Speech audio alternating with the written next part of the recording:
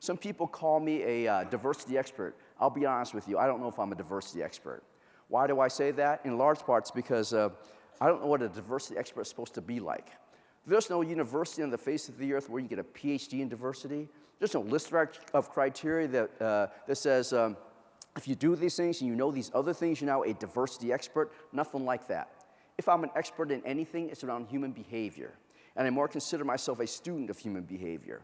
My PhD is in the field of communication science. If you know anything about the field of communication science, you know it grows out of two more well-known prominent fields called psychology and sociology. So you can think of me as a psychosociologist, right? And what I do as a psychosociologist is I study you all. I look at what you're like in your natural habitat, right? I look at what happens to you when you encounter new and novel things. I look at how you treat other people when you don't get enough sleep or under a lot of stress. I'm also this thing called a cognitive neuroscientist. You know what that means? It means I had no dates in college. That's what it means, right?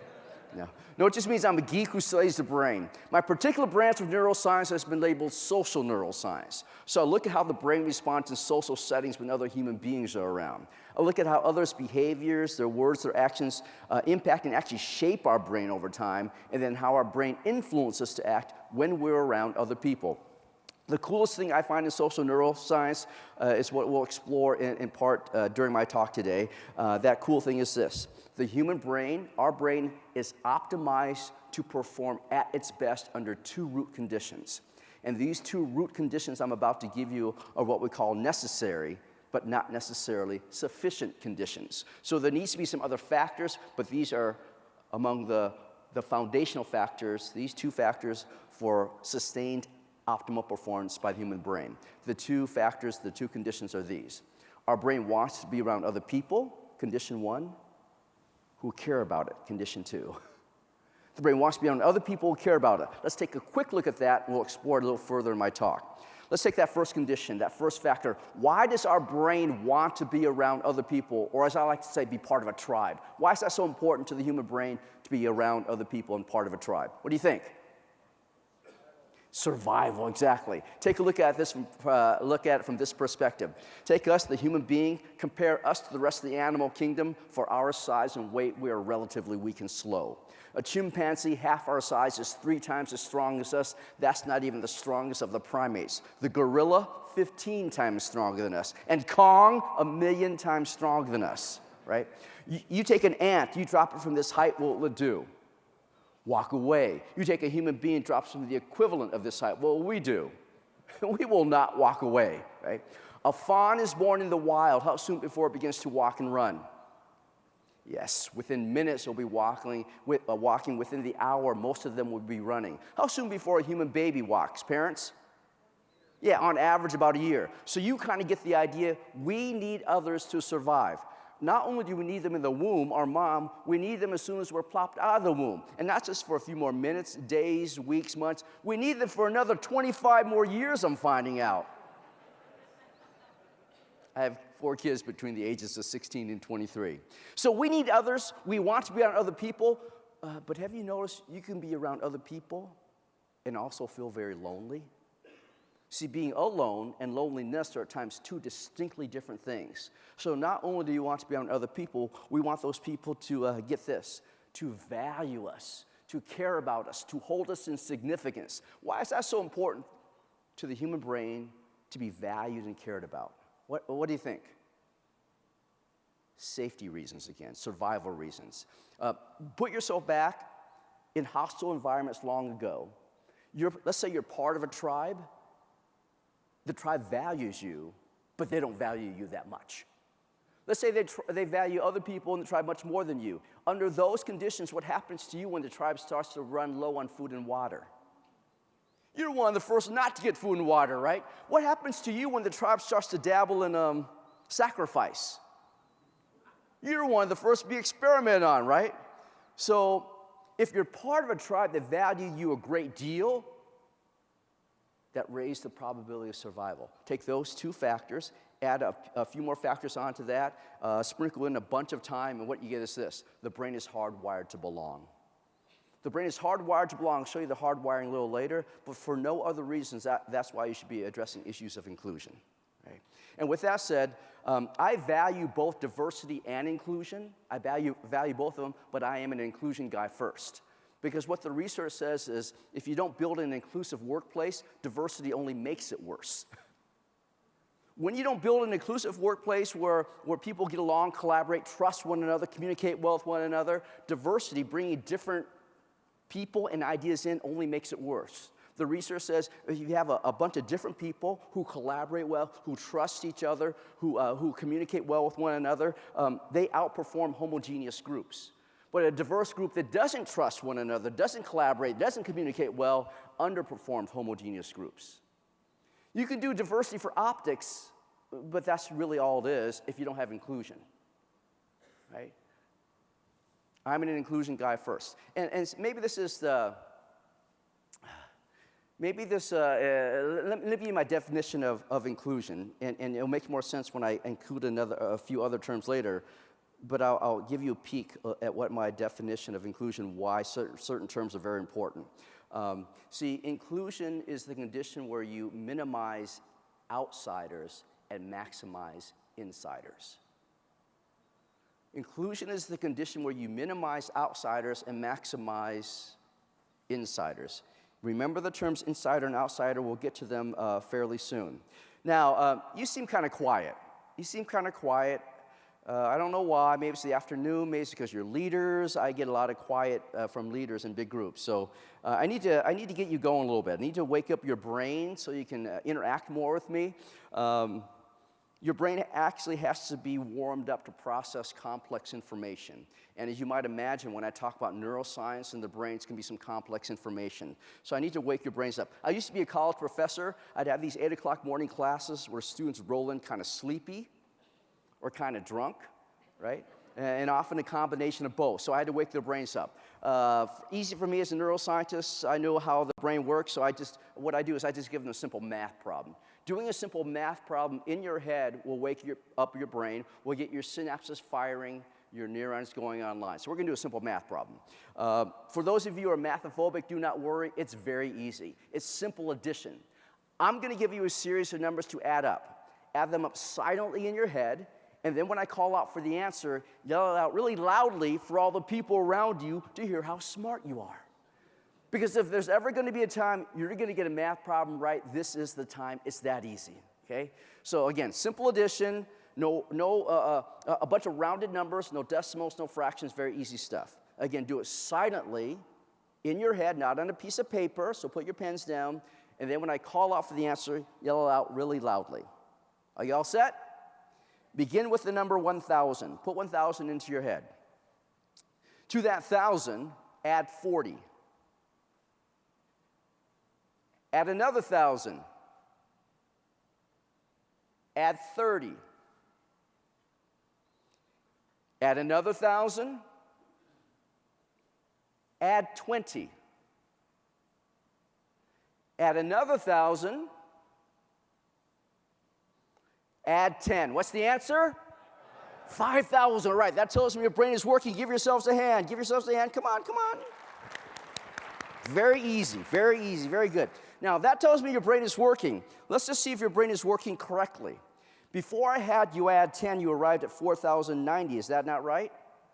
What is 4,090 plus 10? 0 plus 0, 9 plus 1 is 10. The 1 is 4,100. Y'all suck at math. How'd you get this wrong? Is this a particularly hard math problem? I hope you don't think so, but how'd you get this wrong? And once you figure out how you got it wrong, we're going to see one of the underlying cognitive reasons why we may make mistakes on a regular basis, right? Groupthink, in part, it's even before that, Terry. It's even before. Groupthink plays a secondary role in this, right? Don't be embarrassed if you got it wrong. I can do this with MIT mathematicians and NASA engineers. 80% of them get it wrong. Why? It's because it's not a measure of intelligence. It's not a measure of math intelligence. But it does give us some understanding of how you got this problem wrong. It gives us some understanding how your brain operates. Patterns. Your brain loves patterns. Your brain loves patterns so much, it'll find a pattern where a pattern does not exist.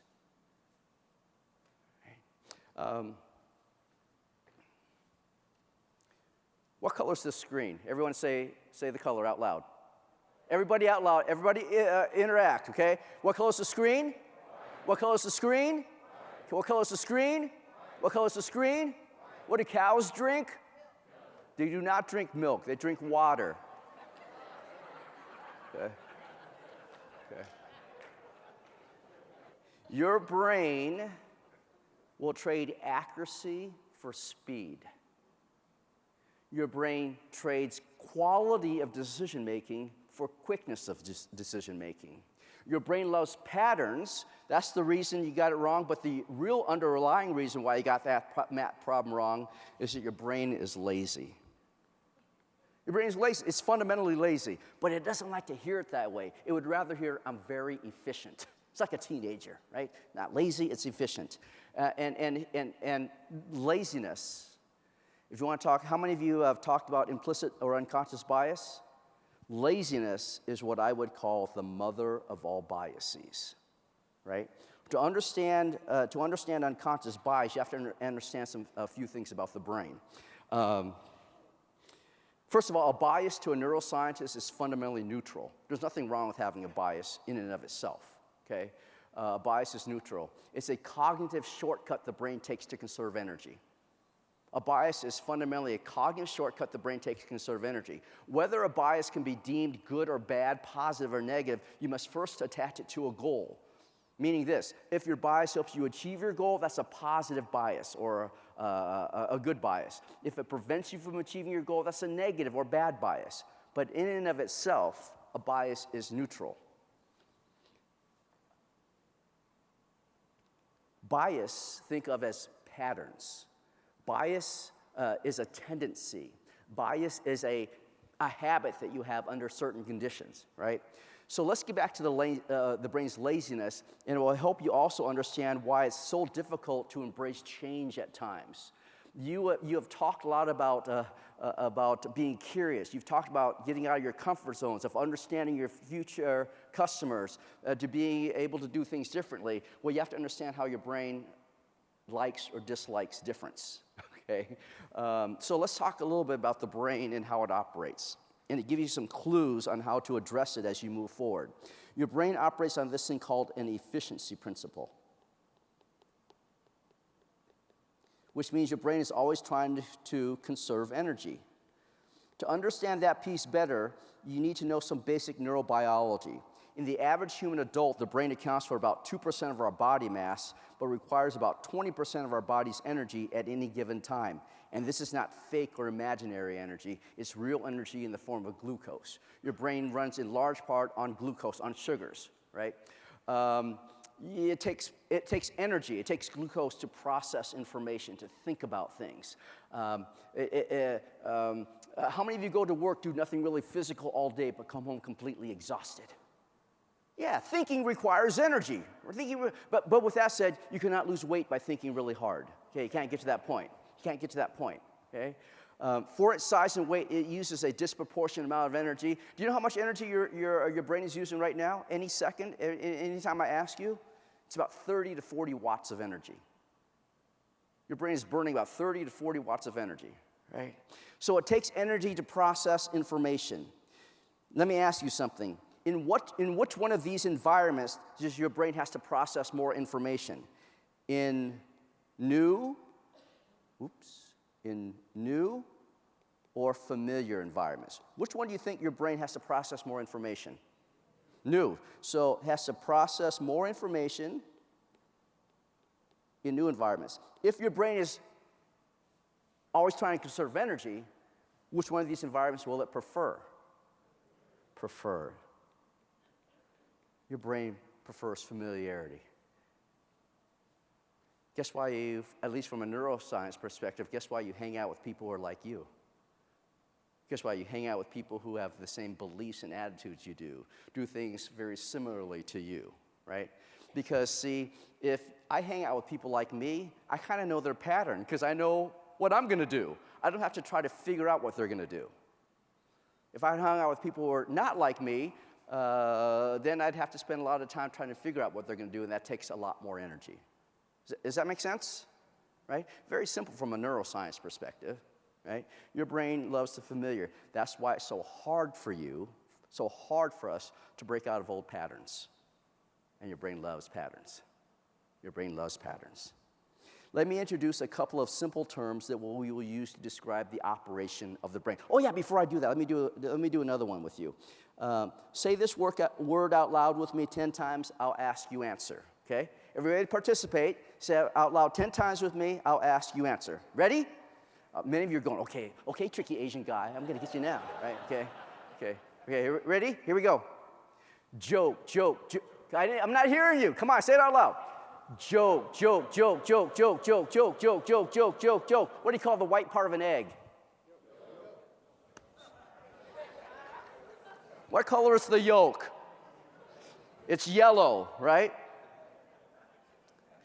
It's technically called the albumin. Okay. What you may have picked up earlier was that if I pause to think about it, I might get the right answer. How many of you thought that? There's a clue. I need to pause and think about things. But I just showed you something. You can pause all you want, but if your experiences never gave you the knowledge about albumin, you can never come up with the right answer. So imagine then, if your experiences don't give you something like albumin, and you can't come up with the right answer, you have to think about what experiences have I had with people who are different than me, with different ways of doing and thinking. And if I haven't had enough of the experiences, how do I come up with the right answer, even when I pause? Right? Before we get to those two terms that we'll use to describe the human brain, let me tell you the difficult part about implicit or unconscious bias. Oh, you kind of know it. What's the problem with addressing unconscious bias? It's unconscious. By definition, an unconscious bias is something you have not conscious access to, right? And I hate to say this because the organizations I say it and don't really like it until I tell them the reason. You've wasted a lot of money on implicit bias training. Why? It's because it's not training. You did implicit bias education. You learn a lot of information about bias, which is fine, right? But information not put into practice doesn't turn into skill. A training workshop is different than an educational workshop. And I bet all you did was education around implicit bias. If you don't understand the difference between education and training, let's put it this way. Would you like your kids to have sex education or sex training? Think about that. Think about that, okay? You can get all the knowledge you want, but if you don't put it into practice, it doesn't turn into a skill. Terry talked a lot about behaviors. Lots of leaders talk about behaviors. Nothing turns into a behavior, a patterned way of doing things, until you practice something. Just learning about something doesn't make it a skill. Okay? And I think that's what the mistake we make with many adults in organizations is we say if we give them just some training, which actually turns out to be just education, then they're all good, right? I've always wanted to play the guitar. I've watched YouTube videos of guitar players. I've read guitar books. I know what chords look like in my head, but I've never practiced the guitar that much. How good do you think I am at guitar playing? Not very good, right? So when you talk about trust and communication and all those other things, your values, whether it's capability, character, or adaptability, unless you practice something, you'll never get good at those things, right? And you as the leaders have to be really good at those things because you need to role model that to other people. Everybody do this for me. Make the okay sign with your hand. Everybody do this. Don't wait for other people. Watch me very carefully. Put the center of the okay sign on your chin. On your chin. Where most of you put it, still on your cheek, many of you, right? Okay, so there's some neuroscience reinforcement of the idea that actions speak louder than words. Most of you put it on your cheek, or at least you put it there initially. When your brain receives auditory data that clashes with visual data, guess what set of data it takes to be most true? The visual data, right? We can make the neuroscience case for it because of the 100 billion neurons in your brain, 30% of them are dedicated to some aspect of vision. Compare that to only 2% for hearing. You need to learn these things. You need to practice them and role model it for your people. They watch what you do and they follow suit. They watch what you do and they follow suit. If you say things and don't do things the way you say, then that undermines what? Guess what? Trust, the thing that you talked about that you need for collaboration. If you say things and your people observe you doing other things, then that undermines trust. All right, let's get back to the human brain. Go back to that math problem that basically all of you got wrong. You started that math problem out using what I call your modern brain. Your modern brain was designed to do those math problems. It was designed to think through things. Your modern brain can analyze things. Your modern brain can do this thing we call metacognition. Anyone know what metacognition means? It literally means thinking about thinking. You use metacognition to do business scenarios. Metacognition allows you to imagine things that have never occurred and evaluate them. Other animals really can't do that. The ones that can do, like dolphins and other primates, they cannot do it to the same degree that we can do it as human beings.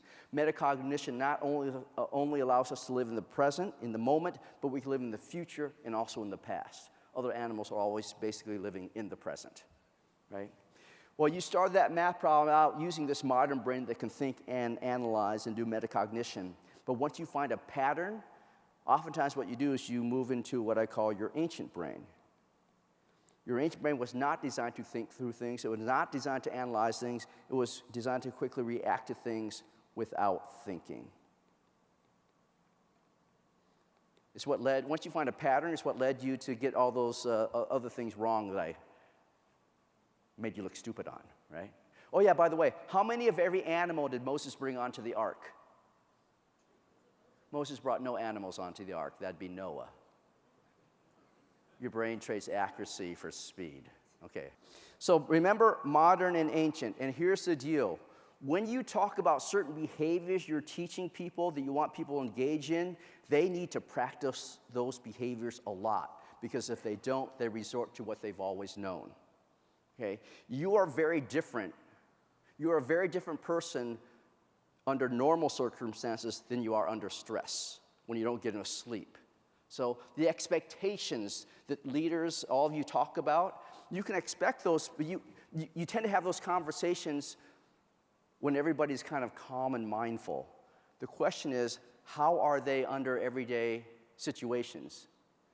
And in everyday situations, if you're very different, unless you practice certain things and get patterns of behavior down, then you need to practice a lot of things that you want people to do. Right? Let's talk about before, my time is going really fast. Did I lose time or something, Terry? What happened here? Okay. All right, so let's talk about inclusion now, bringing together some of the things we've learned. Every diversity issue for me is an insider versus outsider issue. Every diversity issue is an insider versus outsider issue, right? Because I take a look at it from a neuroscience perspective. One of the first, if not the first decisions you make about a human being that you encounter is whether they're part of your tribe or not part of your tribe. And to what degree are they part of your tribe and not part of your tribe? Why is that a primary decision that your brain makes about people? One of the first decisions it makes about people. Friend or foe. It goes back to long ago.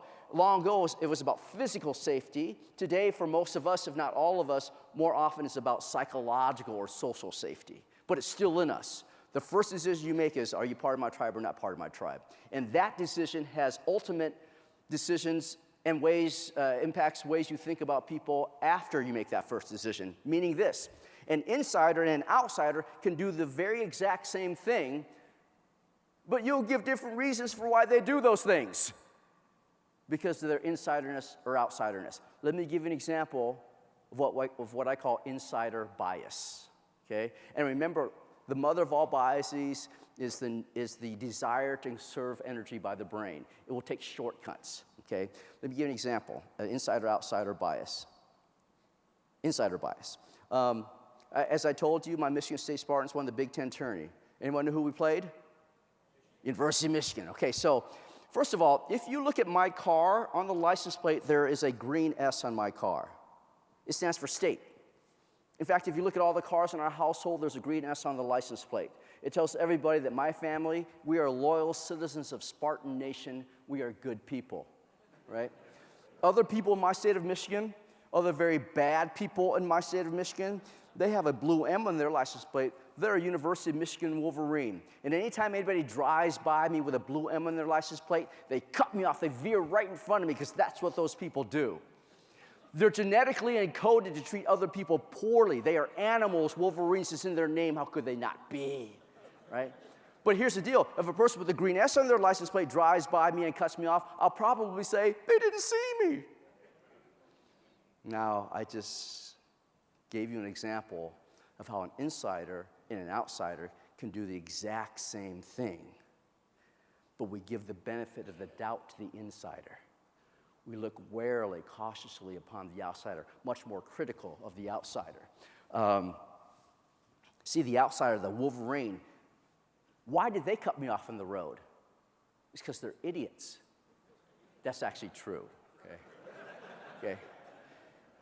The Spartan, why did they cut me off on the road? They didn't see me. My reasoning for the insider has a tendency to be much more soft, benefit of the doubt-ish, right?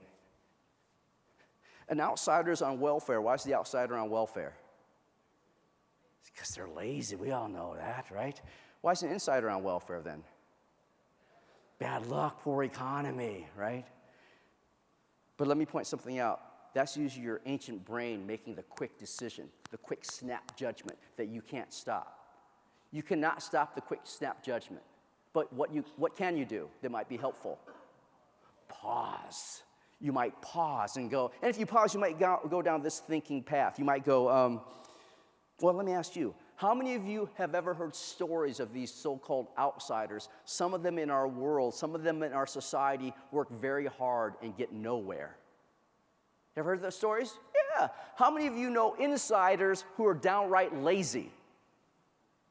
All of us do. They come over for a holiday. They're called relatives, right? So your modern brain can think through these things. It can go, yes, I have information that says there are good and bad outsiders, and I have information that says there are good and bad insiders. Your modern brain can sift through that if you give it the opportunity and give you the opportunity to come up with a good response. Your ancient brain doesn't do that. It goes, insider good, outsider bad.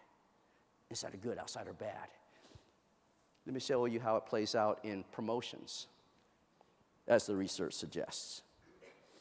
Can you pick any industry for me where males are the insiders? When it comes to gender issues, what industry are males the insiders? Don't pick your own. Tech. Someone said tech, right? Tech. Males are the insiders. Now remember, there's an insider bias. Your brain has a bias for insiders, a bias against outsiders. Here's the scenario, and we see it in research. You have a project, a brand new project. You need someone to lead the project. You look internally to promote one of your people to take on this project. You come down to two very good candidates on paper. One's male, one's female. On paper, they're pretty much the same.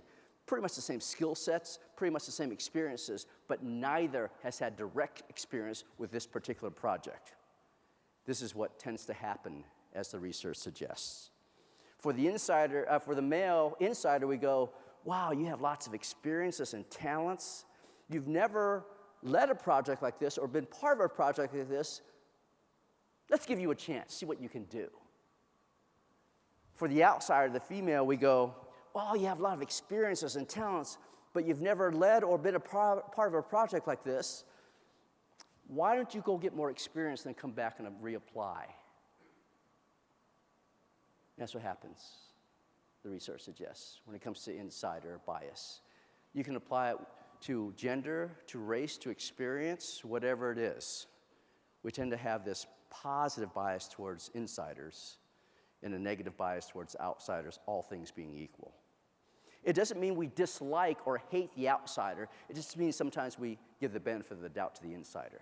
Is that making sense? Is that making sense? Okay. So I have about 6 minutes left. Let me just show you, without really going into detail, why you need to look at this insider-outsider issue, because it has an impact on performance, on cognitive and task performance, and then overall your productivity. Okay. We know the research suggests, from a line of research from 2002 on to today, UCLA research on outsiderness and belonging basically says this: when a person feels like an outsider, 2 parts of their brain light up. The first area, the dorsal anterior cingulate cortex. The second area, the right ventral prefrontal cortex. These 2 areas light up when a person feels like an outsider. Interestingly enough, these are also the same 2 areas that light up when human beings experience physical pain. Amazingly enough, when a person feels like they don't belong, it lights up their pain circuitry as if I slapped them in the face or punched them in the stomach. But in these experiments, the people were not slapped or punched. They were left out of a game that they were initially included in. And under artificial condition, their pain circuitry still lit up, right? Now researchers ended up labeling this phenomenon the social pain of outsiderness, or the social pain of exclusion. Now, my question for you is this: can pain impact your performance? Does your mental state impact your performance? Yes. Who's played sports here? Right? I played two college sports. I have 2 Division I athlete sons, so I know a little bit about this athletic stuff. And so let me ask this of those who have played sports. How important is an athlete's mental state when they walk onto the performance field? Extremely important, right? It separates the levels of athletes, right? Have you ever considered this, that when people walk into UPS, wherever it is, that is their performance field? That is their golf course, their basketball court, their soccer pitch, their hockey arena. That is their performance field. If you agree that an athlete's mental state impacts their performance, you must admit that an employee's, an associate, a worker's mental state impacts their performance at work. And pain, when it comes to pain, your brain places first priority on pain, meaning this: it has to address pain. And the problem with that, addressing pain, paying attention to pain, is that your brain can only pay attention to one thing at a time. If I had more time to show you, I would bring some people up here and show you that you cannot multitask. You literally can't multitask. And just give you some clues, and hopefully you'll bring me back and I'll show you, but there's an area of your brain called Robbins area 10 that makes decisions about what you pay attention to, but it only makes one decision at a time. It operates in serial fashion, not parallel fashion. So Robbins area 10 makes decisions about what you pay attention to at an interval of every 7 milliseconds. 7 1,000ths of a second, research says. That sounds fast, right?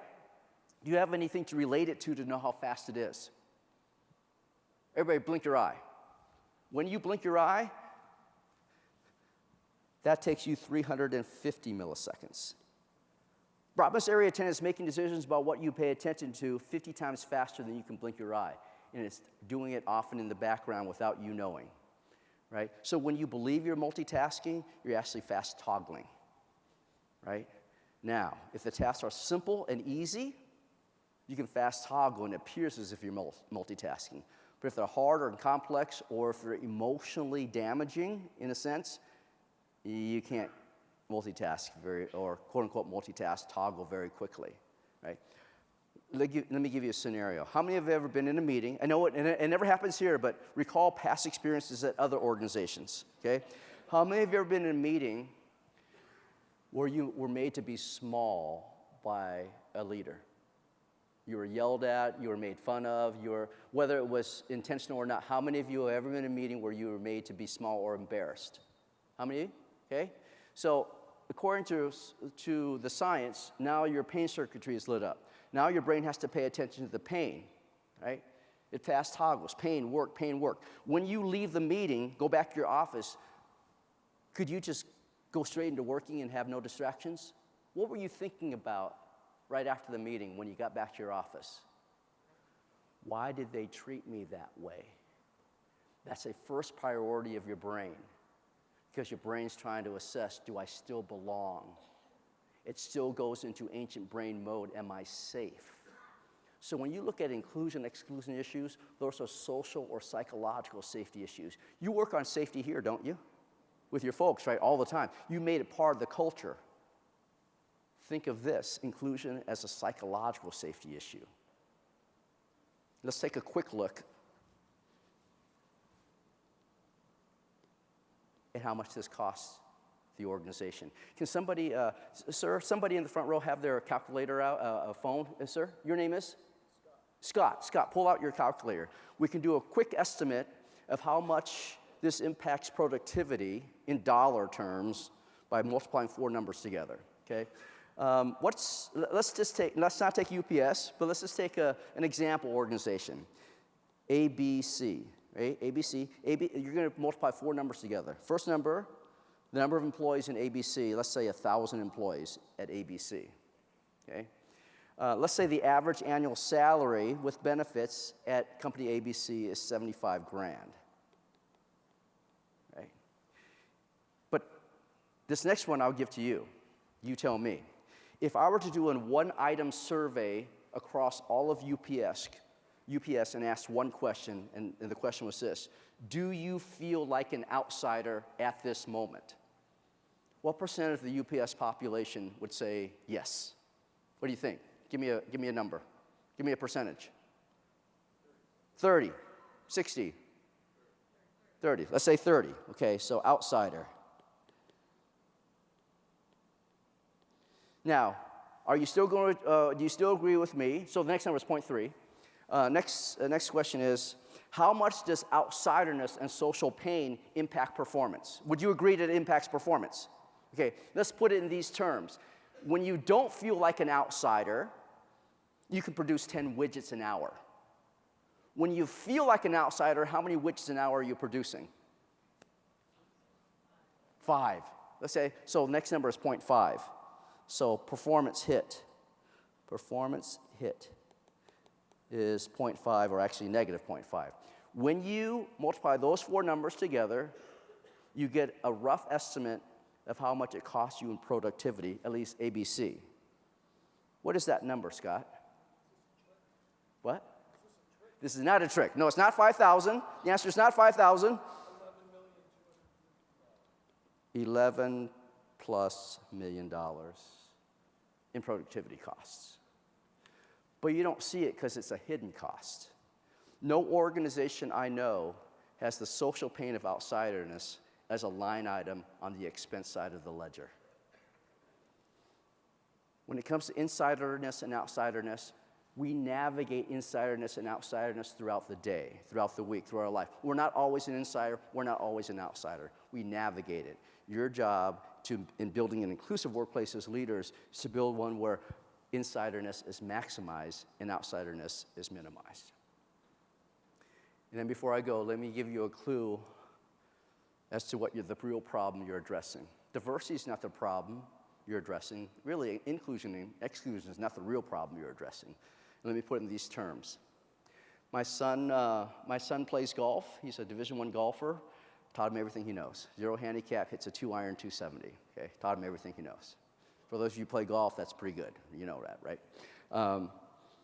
When I picked up golf, I had a strategy for getting better at golf very quickly. And I didn't pick up golf until in my late 20s. The main piece of my strategy was this: I would buy new equipment every single year. That was the main piece of my strategy, right? Right? And it worked. Within 3 years, because I played sports a lot, I was an athlete, within 3 years, buying new equipment, I got down to a +5 handicap. Single-digit handicap, pretty good, right? But if I look at my scoring average over the last 5 years, I've gotten worse. I've become almost an 11, a 10.8 handicap. But in those 5 years that I've gotten worse, I was still using my strategy of buying new equipment every single year. Why is my strategy no longer working? Yeah, because equipment no longer is my problem.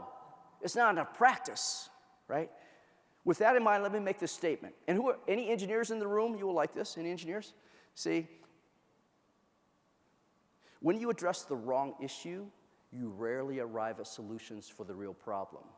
The engineers will hear that as root cause analysis, right? When you address the wrong issue, you rarely arrive at solutions for the real problem. With that in mind, let me make this statement. Diversity is not the problem, it's closed-mindedness. Diversity is not the problem, it's closed-mindedness. Diversity is an asset that you either leverage or waste. You leverage it when you're open-minded, you waste it when you're closed-minded. So let me give you this. Diversity plus closed-mindedness, when you add those two things together, what do you think you get? The United States Congress is what you get, okay. Actually, what you get is miscommunication, misunderstanding, and conflict, which undermines trust and communication, obviously, right? But now, keep the same diversity, keep the people the same, but make those people more open-minded, and what you get is more opportunities, possibilities, and I will argue, if I had time, greater creativity and innovation. As you can get more people to be open-minded, you raise your ability to be inclusive and diverse, but you raise your ability to be creative and innovative as well. You killed two birds with one stone. Diversity is not our problem, it's closed-mindedness. The problem with that is this: your brain would rather be closed-minded than open-minded, unless you give it a good reason to be open-minded. Think of your brain as operating an ROI mentality, return on investment. Its currency is glucose. It wants to conserve its glucose as much as possible, but it will spend it if it has good reason. It's the North Star you talked about. Do you give your people on a regular basis the good reason, the North Star of why they work for UPS, right? That's when it will spend its glucose, its currency. All right, to end off, we're going to do something to remind you to be open-minded. Okay, everybody stand up. Everybody stand up. We are going to say the preamble to my television series of all time that talks about open-mindedness. You know what that television series is? Star Trek. Okay, if you look, yeah, there we go, I'll track you right there.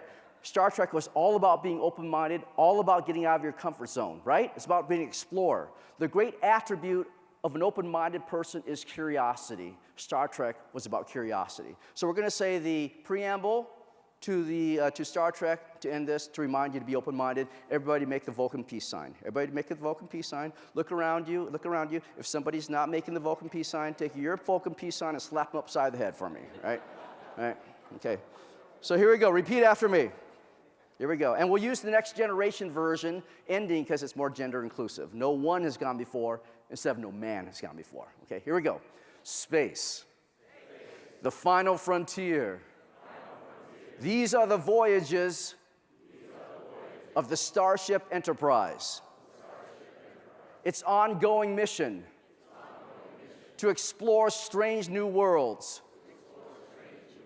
to seek out new life and new civilizations, to boldly go where no one has gone before.